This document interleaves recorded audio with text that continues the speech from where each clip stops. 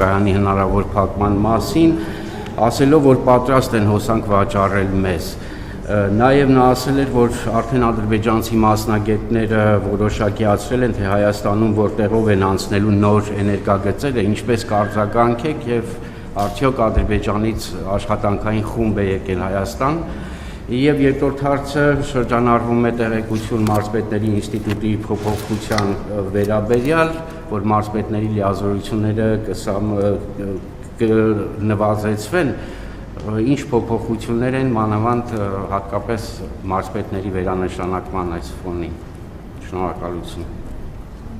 Իրոք է մարզպետներ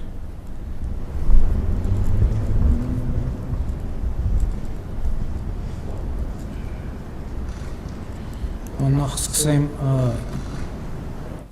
ադրբեջանցի մասնագետների այցից, որը ինչքան հասկացա սենսացիա է դարձել որոշ շրջանակներում 2025 թվականի սեպտեմբերի 5-ին այդ մասին եղել է մամուլի հաղորդագրություն, որ տեղի ունեցել Հայաստանի եւ Ադրբեջանի պատվիրակությունների հանդիպումը եւ աշխատանքային Պրոցեսներ են տեղի ունեցել Հայաստանի եւ Ադրբեջանի տարածքում եւ եւս մեկ այցել է եղել, որի մասին էլ եղել է հաղորդագրություն 2026 թվականի հունվարի 15-ին, այս անգամ արդեն երկաթուղու հարցով բոլոր քննարկումները եղել են այդ հանդիպումների շրջանակում, բնականաբար մենք նախկինում էլ ասել ենք, որ էլեկտրահաղորդման գծեր, խողովակաշարեր,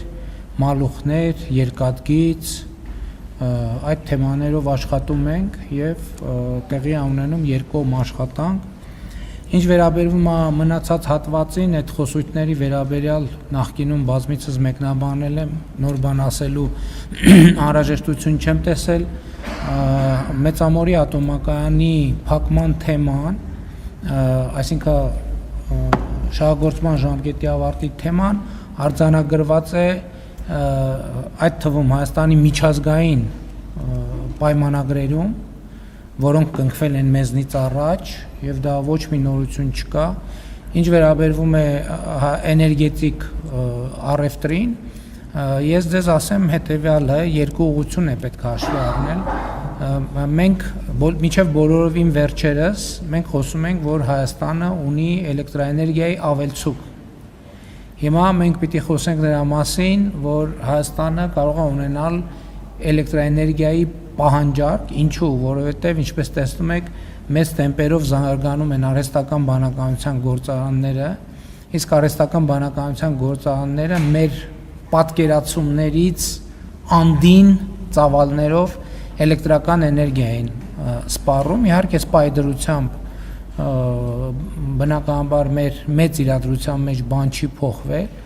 բայց այն պլանները, որ մասնավորապես ներդրողներն ունեն արհեստական բանականության ոլորտում նոր գործարաններ կառուցելու առումով Հայաստանի Հանրապետությունում, դա մեզ ստիպում է մտածել, որ մենք մեր էներգետիկ ռազմավարությունները պետք է նորից վերանայենք, որպեսզի